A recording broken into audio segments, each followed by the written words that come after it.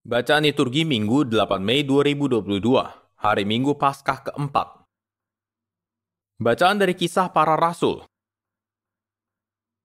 Pada suatu hari, Paulus dan Barnabas melanjutkan perjalanan dari Perga lalu tiba di Antiokhia di Pisidia. Pada hari Sabat, mereka pergi ke rumah ibadat lalu duduk di situ. Setelah selesai ibadah, banyak orang Yahudi dan penganut agama Yahudi yang takut akan Allah mengikuti Paulus dan Barnabas. Kedua rasul itu lalu mengajar dan menasihati mereka supaya tetap hidup di dalam kasih karunia Allah. Pada hari Sabat berikutnya, berkumpullah hampir seluruh kota itu untuk mendengar firman Allah. Akan tetapi ketika orang Yahudi melihat orang banyak itu, penuhlah mereka dengan iri hati dan sambil menghujat, mereka membantah apa yang dikatakan oleh Paulus.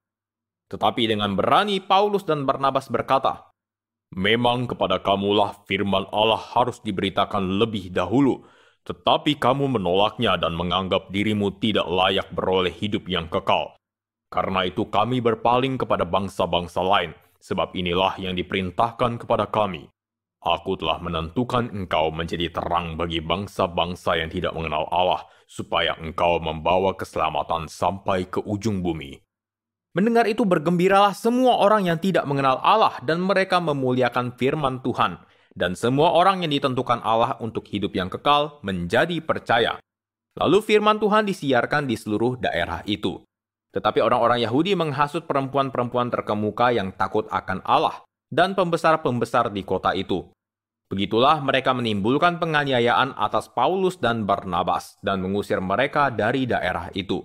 Akan tetapi, Paulus dan Barnabas mengebaskan debu kaki mereka sebagai peringatan bagi orang-orang itu, lalu pergi ke Ikonium, dan murid-murid di Antiokhia penuh dengan sukacita dan dengan Roh Kudus. Demikianlah sabda Tuhan, syukur kepada Allah. Kita ini umatnya dan kawanan domba gembalaannya. Kita ini umatnya dan kawanan domba gembalaannya.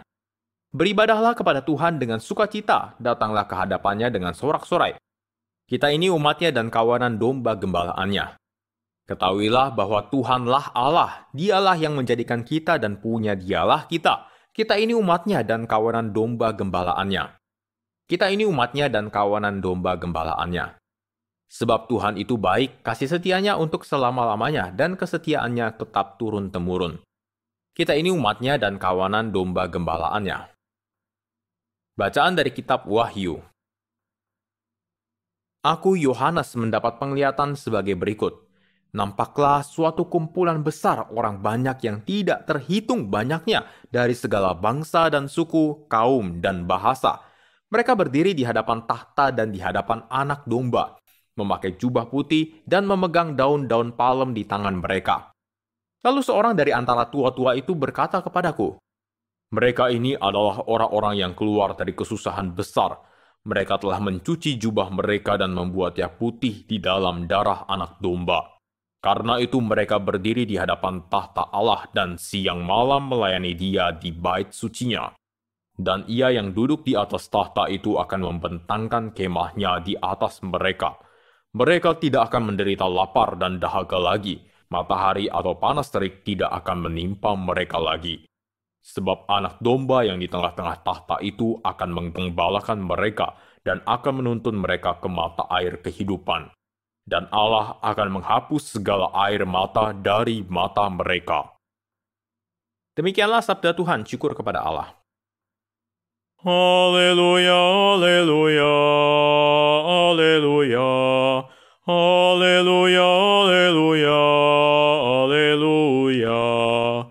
Akulah gembala yang baik, sabda Tuhan. Aku mengenal domba-dombaku dan domba-dombaku mengenal aku.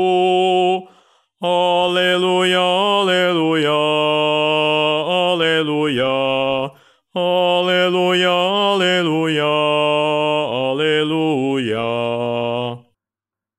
Inilah Injil suci menurut Yohanes, dimuliakanlah Tuhan. Pada suatu hari, Yesus berkata kepada orang-orang Farisi, "Domba-dombaku mendengarkan suaraku. Aku mengenal mereka dan mereka mengikut aku.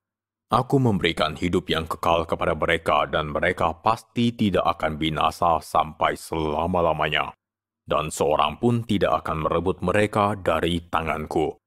Bapakku yang memberikan mereka kepadaku lebih besar daripada siapapun, dan seorang pun tidak dapat merebut mereka dari tangan Bapa. Aku dan Bapa adalah satu." Demikianlah sabda Tuhan. Terpujilah Kristus.